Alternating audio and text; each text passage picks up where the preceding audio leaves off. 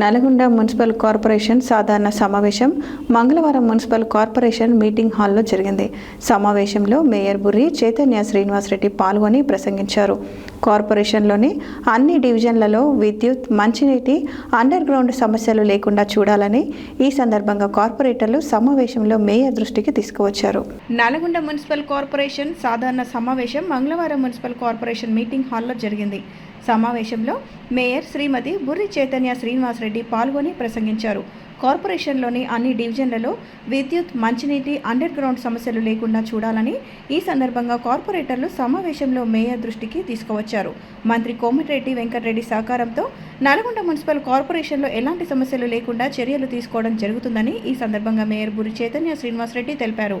వేసవిలో ఎక్కడ కూడా ప్రజలకు మంచినీటి సమస్య లేకుండా చర్యలు చేపట్టడం జరిగిందని పేర్కొన్నారు. ఈ సమావేశంలో డిప్యూటీ మేయర్ మహమ్మద్ అష్రఫ్ అలీ అమీర్, కార్పొరేటర్లు, మున్సిపల్ అధికారులు పాల్గొన్నారు.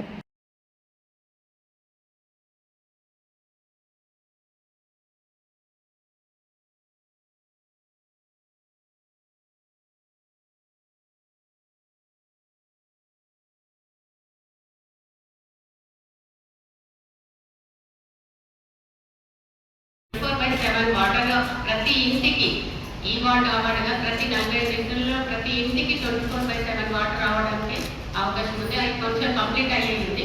త్వరలోనే అది కూడా కంప్లీట్ చేసుకొని ఓపెన్ చేయడం జరుగుతుంది. వర్క్ అవుతున్నది.